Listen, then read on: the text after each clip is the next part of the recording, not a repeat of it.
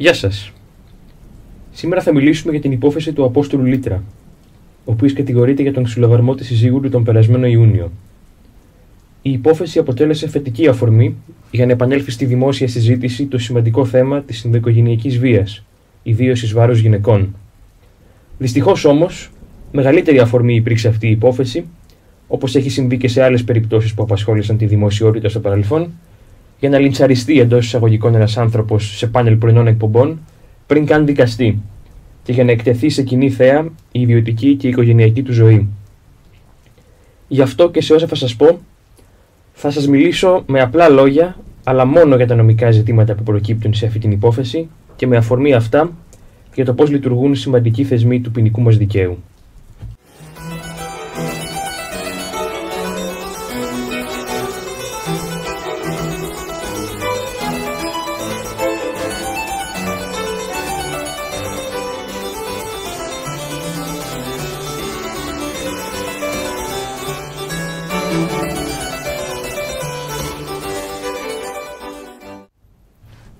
Τα νομικά λοιπόν ερωτήματα με τα οποία θα ασχοληθούμε είναι κατά βάση τα εξής τρία. Τι έγκλημα τέλεσε ο Απόστολος Λίτρας και γενικότερα τέλεσε κακούργημα ή πλημέλημα.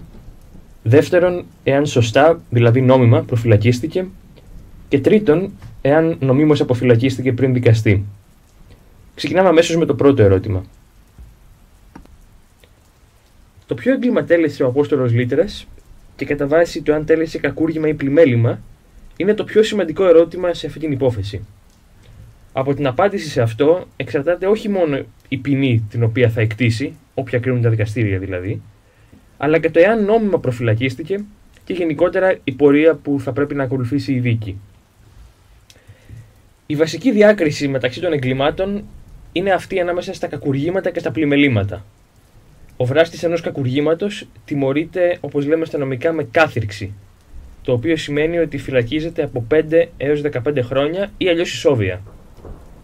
Αντίθετα, αν κάποιος καταδικαστεί για πλημέλημα, μπορεί να φυλακιστεί μόνο έως 5 χρόνια για αυτή την πράξη, για αυτό το πλημέλημα τουλάχιστον. Μπορεί να έχει τελειώσει και άλλες πράξεις. Οπότε αυτή η στέρηση της ελευθερίας του για αυτό το χρόνο ονομάζεται στα νομικά φυλάκιση. Φυλάκιση δηλαδή δεν είναι καθυστέρηση της ελευθερίας, αλλά μόνο για τα πλημελήματα, έως 5 χρόνια. Επειδή η διαφορά στον χρόνο που κάποιος θα μείνει στη φυλακή είναι μεγάλη, όπως καταλαβαίνετε, 5 χρόνια στα πλημελήματα maximum, ενώ μέχρι 15 ή και ισόβια στα κακουργήματα, έχει τεράστια σημασία εάν κάποιος τέλεσε κακούργημα ή πλημέλημα σε μια υπόθεση. Αξίζει για αυτό το λόγο να μπούμε λίγο βαθύτερα. Αυτό που είναι εκ των προτέρων αδιαμφισβήτητο είναι ότι ο Απόστολος Λίτρας είναι ένοχος για κάποιο έγκλημα και συγκεκριμένα για κάποιο από τα εγκλήματα που ο νόμος ονομάζει σωματικές βλάβες. Ο όρος αυτός δεν περιλαμβάνει μόνο τους τραυματισμούς που προκαλεί ο δράστης στο σώμα του θύματος, παραδείγματος χάριν τα κατάγματα, τα διαστρέμματα, ακροτηριασμούς, αλλά γενικότερα κάθε πρόκληση ζημιάς στην υγεία κάποιου άλλου. Παραδείγματος χάριν τη μετάδοση σοβαρής ασθένειας με ένεση. Δύο ειδών σωματικές βλάβες διακρίνει το ποινικό δίκαιο, μία ελαφρύτερη και μία βαρύτερη. Η ελαφρύτερη σωματική βλάβη, την οποία ο νόμος ονομάζει απλή σωματική βλάβη, τιμωρείται σαν πλημέλημα, ακόμη και όταν ο δράστης την τελεί εναντίον ενός μέλους της οικογένειάς του, παραδείγματος χάριν της συζύγου του, όπως έγινε εδώ. Οπότε γενικά πρέπει να πω ότι ο νόμος για την ενδοοικογενειακή βία, ο οποίος τροποποιήθηκε πολύ πρόσφατα, το Φεβρουάριο του 2024, επιβάλλει βαρύτερες ποινές σε σχέση με το εάν η ίδια σωματική βλάβη έχει τελεστεί κατά ενός τρίτου, όχι μέλους της οικογένειας. Αντίθετα, η βαρύτερη σωματική βλάβη, η οποία ονομάζεται βαριά σωματική βλάβη από το ποινικό δίκαιο, τον ποινικό κώδικα, τιμωρείται με κάθυρξη, ως κακούργημα δηλαδή, όταν το θύμα είναι μέλος της οικογένειας του δράστη, όχι πάντα. Όταν μάλιστα ο δράστης επιδίωκε να την προκαλέσει, δηλαδή γνώριζε ότι θα προκαλέσει βαριά σωματική βλάβη και ήθελε αυτό το αποτέλεσμα, διαπράττει τη λεγόμενη σκοπούμενη βαριά σωματική βλάβη, η οποία όταν μάλλον στρέφεται κατά μέλους της οικογένειας είναι βαρύ κακούργημα, δηλαδή τιμωρείται με μέχρι 15 χρόνια κάθριξη.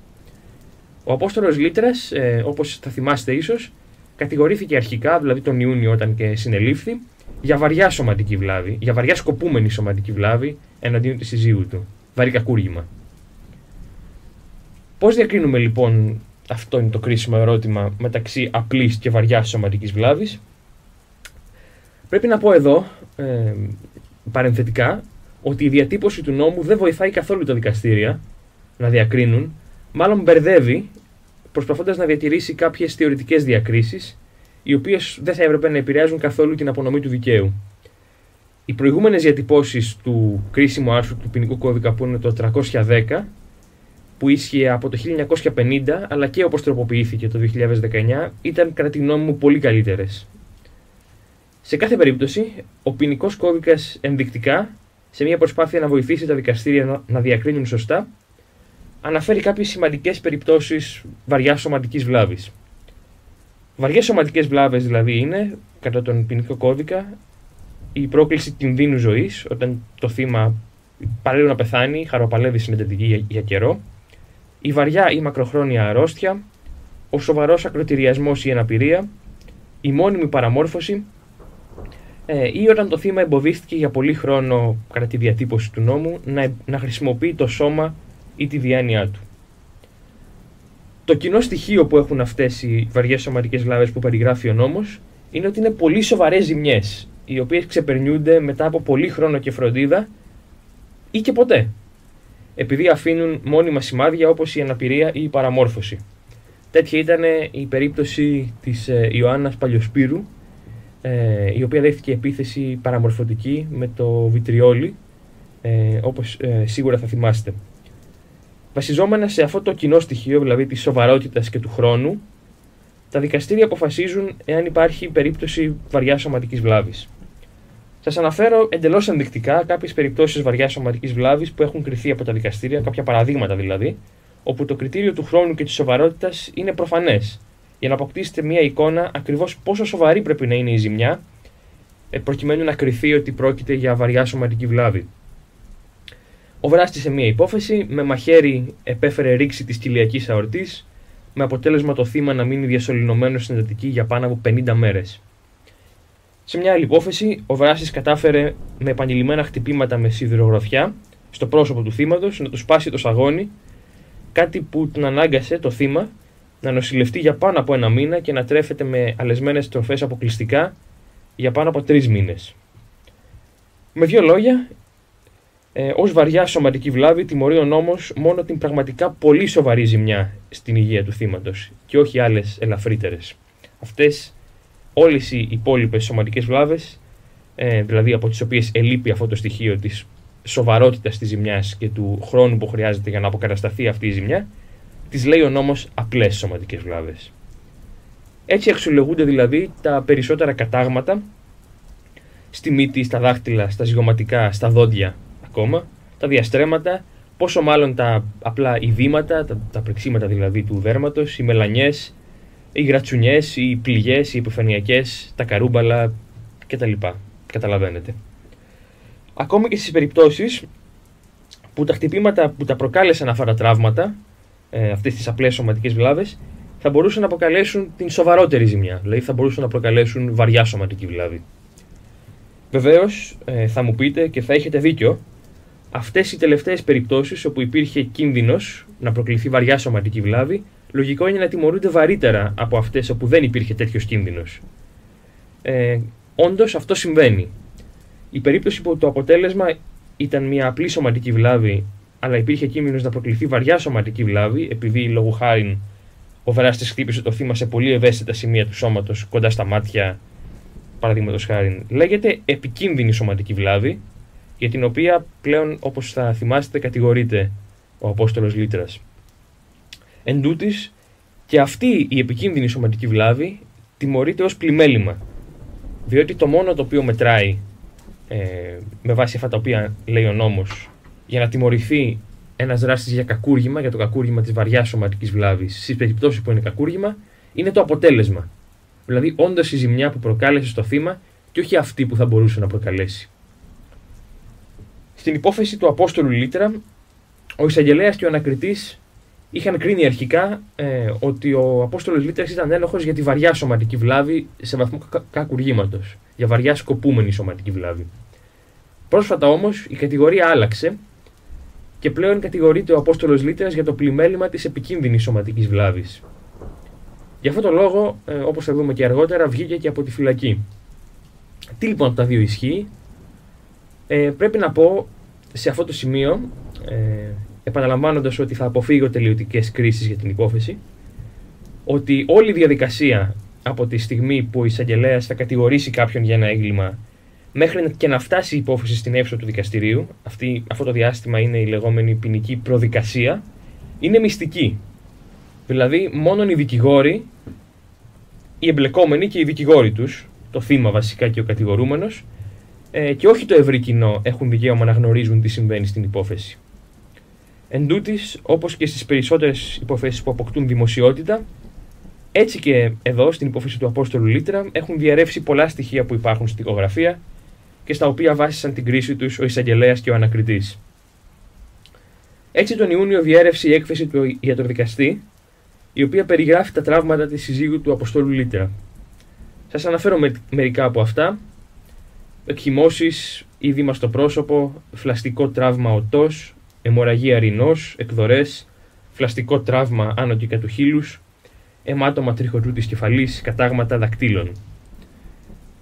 Κατά κύριο λόγο όμως, πέραν από αυτή την ιατροδικαστική έκθεση, έχει διαρρεύσει και η απόφαση του Δικαστικού Συμβουλίου, το βούλευμα, έτσι λέγονται οι αποφάσεις του Δικαστικού Συμβουλίου, με την οποία αφέθηκε ελεύθερος ο Απόστολος Λύτρας και η οποία αναφέρει πάνω κάτω τους ίδιους τραυματισμούς, προφανώς βασίστηκε στην ίδια έκθεση, τους οποίους αξιολογήσαν επικίνδυνες σωματικές βλάβες και όχι βαριές. Το Δικαστικό Συμβούλιο, να πω εδώ διευκρινιστικά, είναι ένα δικαστήριο το οποίο αποτελείται από 3 δικαστές, αλλά συνεδριάζει μυστικά, επειδή αποφασίζει μόνο κατά τη διάρκεια της προδικασίας, η οποία είναι μυστική όπως σας είπα, και αποφασίζει εάν όσα συμβαίνουν στην προδικασία είναι νόμιμα. Αυτή είναι η βασική του αρμοδιότητα. Συμπεριλαμβανομένου και το εάν η προδικασία πρέπει να τελειώσει και να προχωρήσει η υπόθεση στο ακροατήριο, που είναι το ποινικό δικαστήριο που όλοι γνωρίζουμε, ή αν πρέπει να απαλλαγεί ο κατηγορούμενος με βούλευμα κατευθείαν και να μην φτάσει η υπόθεση στην αίθουσα του δικαστηρίου. Οι αποφάσεις, όπως σας είπα, του Δικαστικού Συμβουλίου λέγονται βουλεύματα.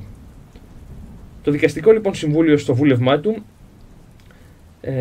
αναφέρει επίσης ότι ο Απόστολος Λύτρας μάλλον δεν είχε πρόθεση να προκαλέσει βαριά σωματική βλάβη, διότι, σας διαβάζω τώρα, απόσπασμα, θα μπορούσε, εάν ήθελε, να συνεχίσει να της καταφέρει χτυπήματα και μάλιστα κέρια, δεδομένου ότι η παθούσα δεν μπορούσε να αντισταθεί. Η ίδια η παθούσα αναφέρει από 16 Ιουνίου κατάθεσή της ότι προφανώς με είδε σε αυτή την κατάσταση και σταμάτησε.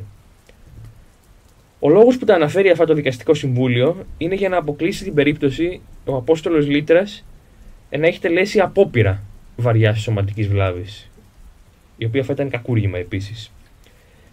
Απόπειρα υπάρχει γενικά όταν ο δράστης θέλει, δηλαδή έχει την πρόθεση να τελέσει ένα έγκλημα, αλλά δεν τα καταφέρνει. Πιο χαρακτηριστική περίπτωση όταν πυροβολώ κάποιον για να τον σκοτώσω, αλλά αστοχώ. Έτσι και στην περίπτωση της σωματικής βλάβης, μπορεί ο δράστης να έχει την πρόθεση να τελέσει βαριά σωματική βλάβη, να σακατέψει κάποιον κυριολεκτικά στο ξύλο, πλην όμως του προκαλεί μόνο κάποιες μελανιές επειδή δεν είναι αρκετά δυνατός. Σε αυτή την περίπτωση θα είναι ένοχος για απόπειρα βαριάς σωματικής βλάβης, η οποία παραμένει κακούργημα, δεν αλλάζει ο ποινικός χαρακτηρισμός εδώ. Πρέπει να πω ξανά, ελπίζω να μην σας κουράσω επαναλαμβάνοντάς το, ότι θέλω να αποφύγω να συναγάγω οποιοδήποτε συμπέρασμα, διότι κάτι τέτοιο θα ήταν επιπόλαιο, διότι δεν έχω γνώση των στοιχείων της δικογραφίας πλήρη, πέραν αυτών που έχουν διαρρεύσει. Για το λόγο που σας είπα, ότι η προδικασία είναι μυστική. Και είναι όντως πιθανόν στο μέλλον το δικαστήριο που θα δικάσει την υπόθεση να κρίνει διαφορετικά από το Δικαστικό Συμβούλιο, ειδικά για το ζήτημα της απόπειρας. Εάν μείνουμε σε αυτά τα στοιχεία, στα οποία βάσισε την κρίση του το Δικαστικό Συμβούλιο και τα οποία διέρευσαν, είναι πολύ εύκολο να συμπαράνουμε ότι ο Απόστολος Λύτρας είναι ένοχος για πλημέλημα και όχι για κακούργημα. Τα τραύματα που υπέστη η σύζυγός του, η Σοφία Πολυζωγοπούλου, είναι πράγματι αυτά τα οποία συστηματικά τα δικαστήρια κρίνουν ότι είναι απλές και όχι βαριές σωματικές βλάβες. αλλά και χωρίς να ξέρει κανείς τι κρίνουν τα δικαστήρια, και έχοντας μόνο τις περιπτώσεις της βαριάς σωματικής βλάβης που περιγράφει ο ποινικός κώδικας, μπορεί να σκεφτεί με τι μοιάζουν περισσότερο τα τραύματα τα οποία υπέστη η Σοφία Πολυζωγοπούλου. Με τους ακροτηριασμούς, τις μόνιμες αναπηρίες, τις μακροχρόνιες νοσηλίες, τις παραμορφώσεις του προσώπου, με αυτές τις πραγματικά πολύ σοβαρές ζημιές που μπορεί κάποιος να υποστεί, ή όλες τις άλλες περιπτώσεις που ο νόμος αξιολογεί σαν απλές σωματικές βλάβες και τις τιμωρεί πλημεληματικά. Στα νομικά σκεφτόμαστε πράγματι πολύ με αναλογίες, με ομοιότητες και διαφορές. Ζητούμενο είναι να κρίνουμε αν τα γεγονότα που συνέβησαν σε μία υπόθεση μοιάζουν ή διαφέρουν από τις αναπόφευκτα γενικά διατυπωμένες κατηγορίες που περιγράφει ο νόμος.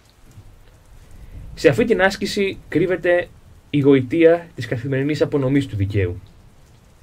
Γι' αυτό λοιπόν και το συμπέρασμα στο ερώτημα που μας απασχόλησε εδώ το αφήνω στην κρίση σας.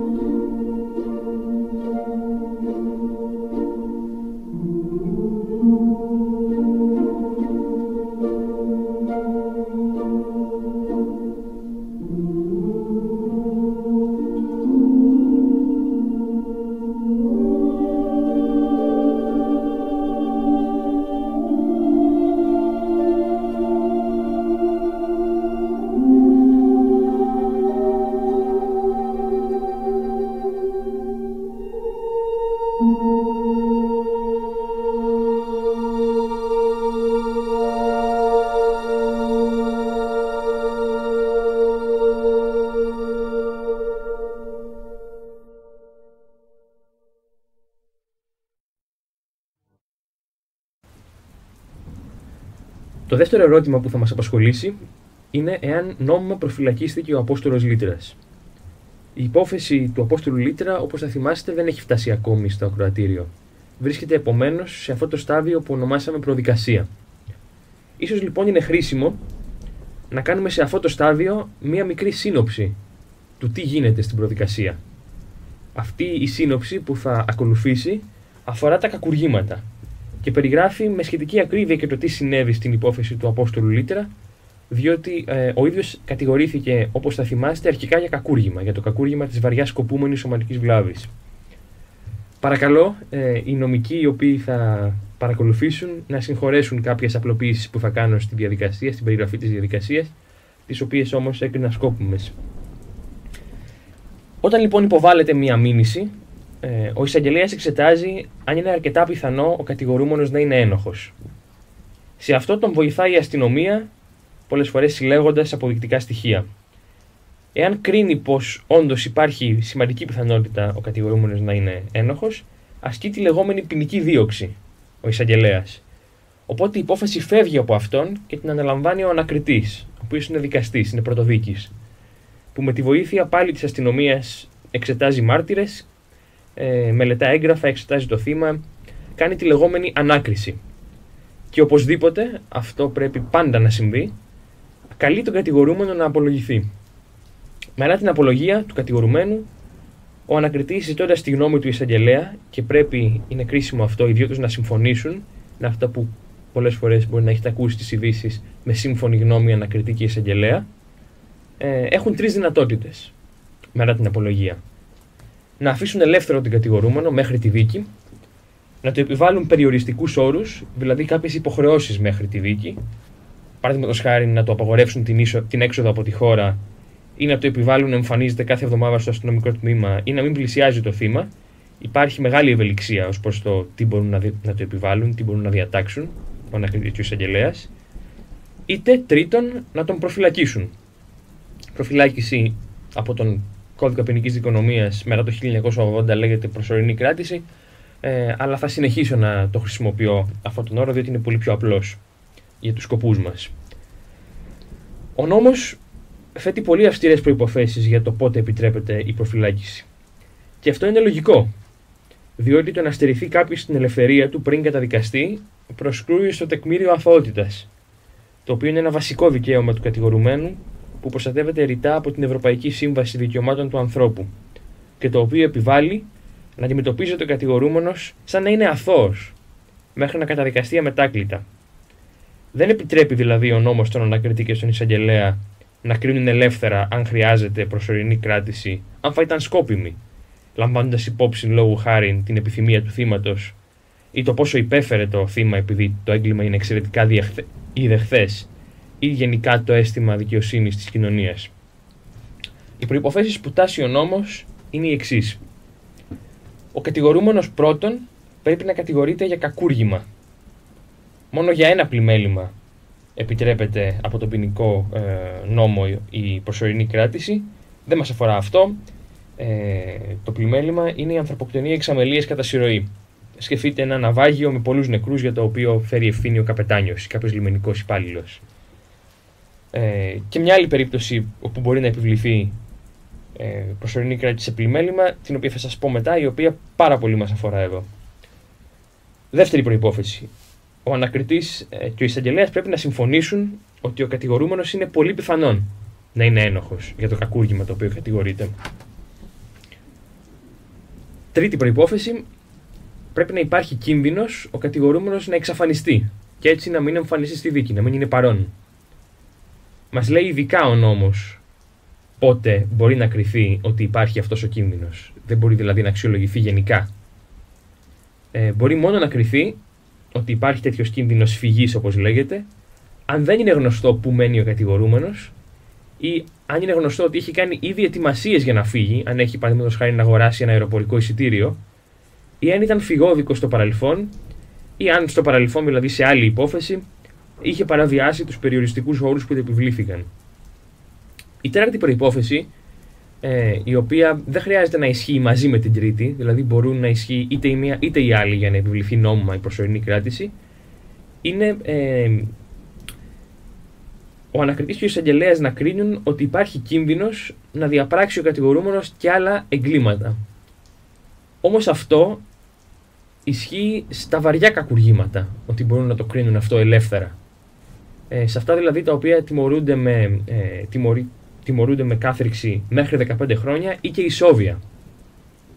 Όχι όμως σε όσα τιμωρούνται μέχρι 10 χρόνια κάθριξη. Εκεί είναι ακόμη πιο ειδικές προϋποθέσεις, δεν θα σας κουράσω με αυτές.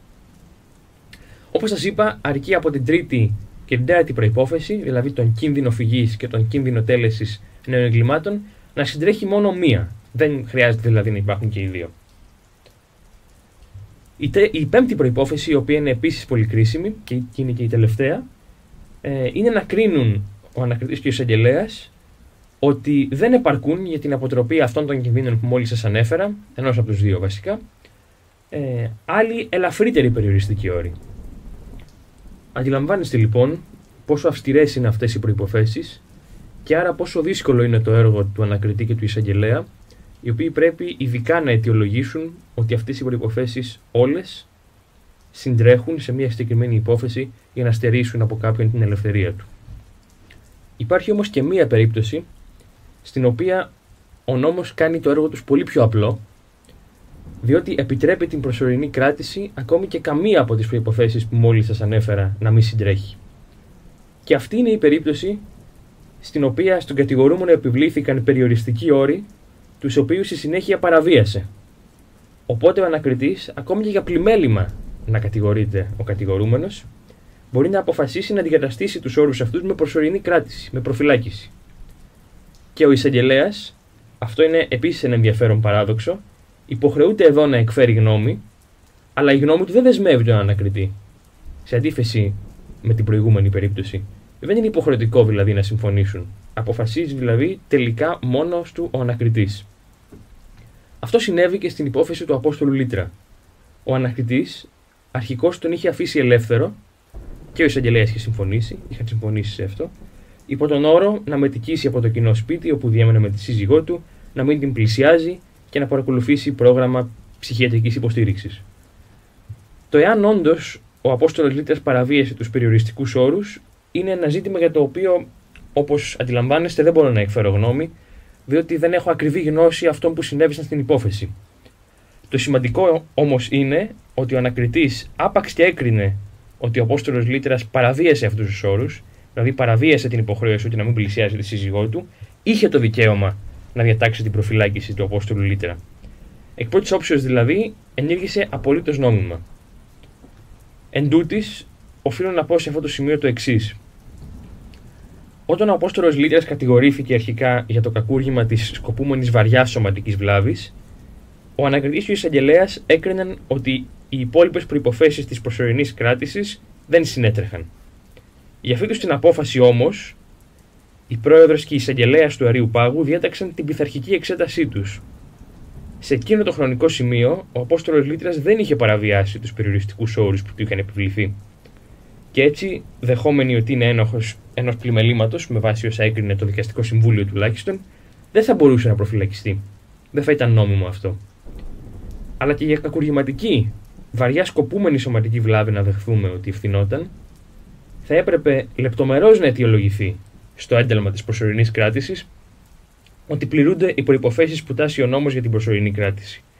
Δηλαδή, να αιτιολογηθεί για ποιο λόγο ένας άνθρωπος, ο οποίος έχει τη βιωτική του δραστηριότητα στην Ελλάδα, ζει, εργάζεται εκεί, εργαζόταν πάντα, και ο οποίος δεν έχει φυγοδικήσει ποτέ στο παρελθόν, ή και δεν είναι ύποπτος φυγής στο εξωτερικό, ή αν είναι ύποπτος φυγής στο εξωτερικό, αυτό να αιτιολογηθεί ειδικά.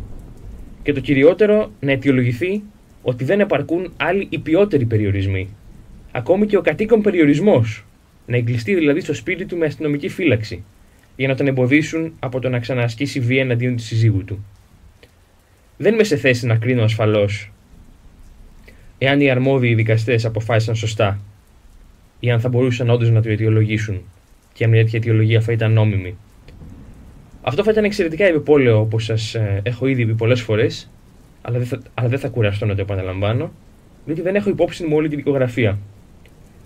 Το μόνο που μπορώ να επισημάνω είναι εν είδη γενικού σχολείου, είναι το πόσο μεγάλη αξία δίνει ο νόμος στην προσωπική μας ελευθερία. Το θεμελιώδες δικαίωμά μας να κινούμαστε ελεύθεροι στο χώρο, να μην είμαστε έγκλειστοι χωρίς τη θέλησή μας. Ένα δικαίωμα το οποίο κατήσχησε στην Ευρώπη μετά από αιώνες αιματηρών εμφυλίων πολέμων. Γι' αυτό και ο νόμος ορίζει πως μπορούμε να στερηθούμε αυτό το δικαίωμα μόνο αφού τηρηθεί κατά γράμμα μια εξαιρετικά αυστηρή διαδικασία. Οι όποιες παρακάμψεις αυτής της διαδικασίας ή εκπτώσεις στην απαρέγκλητη τήρησή της δεν υπηρετούν τη δικαιοσύνη, αλλά μάλλον την υπονομεύουν. Μας έχει απομείνει το τρίτο και τελευταίο ερώτημα. Εάν ορθά αποφυλακίστηκε ο Απόστολος Λύτρας. Για να το απαντήσουμε, θα εξετάσουμε όχι αν συνέτρεχαν οι προϋποθέσεις της προσωρινής κράτησης, που αν όντως δεν συνέτρεχαν θα έπρεπε να αποφυλακιστεί, αλλά όπως σας είπα, για αυτό το ερώτημα δεν μπορώ να έχω τελική γνώμη. Θα εξετάσουμε όμως τι δικαιώματα είχε ο Απόστολος Λύτρας για να προσφύγει εναντίον της απόφασης που τον προφυλάκησε και αν τα άσκησε σωστά, θα εξετάσουμε δηλαδή ποια είναι η νόμιμη διαδικασία που τηρήθηκε, εν προκειμένου. Για να κρατηθεί προσωρινά ένας κρατούμενος, εκδίδεται, όπως ίσως σας είπα, το λεγόμενο ένταλμα προσωρινής κράτησης. Από τη στιγμή που εκδίδεται αυτό το ένταλμα, έχει δικαίωμα ο κατηγορούμενος να προσφύγει στο Δικαστικό Συμβούλιο μέσα σε 10 μέρες. Και εκεί, μπροστά δηλαδή στο Δικαστικό Συμβούλιο, να επιχειρηματολογήσει ότι δεν συνέτρεχαν οι προϋποθέσεις που θέτει ο νόμος για να προφυλακιστεί. Ότι έσφαλαν δηλαδή στην κρίση τους ο ενεκριτής και ο εισαγγελέας. Εάν αυτό δεν συμβεί, εάν δηλαδή είτε δεν προλάβει να κάνει την προσφυγή ο κατηγορούμενος, είτε προλάβει και την κάνει αλλά αυτή απορριφθεί, τότε έχει μία ακόμη δυνατότητα ο κατηγορούμενος, την οποία όντως αξιοποίησαν οι δικηγόροι του Απόστολου Λύτρα. Ο κατηγορούμενος μπορεί οποτεδήποτε, όσο δηλαδή διαρκεί η προσωρινή κράτηση, να ζητήσει από τον ανακριτή να τον ελευθερώσει.